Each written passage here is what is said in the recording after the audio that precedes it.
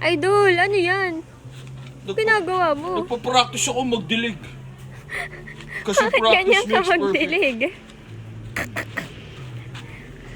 Idol. Be? Ano, pag kailangan nyo ng tigadilig, kontakin nyo lang misis ko. Paano magpadilig, Idol? Dalawang kamay. Atak-tak mo muna, saka mo iuun. Nasaan na?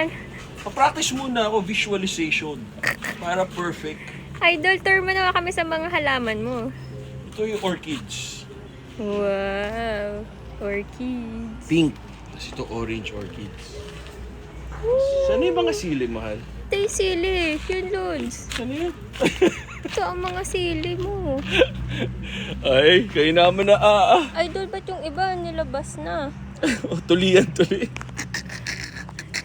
Ano sumat? Sili yan, sili. Sili yan.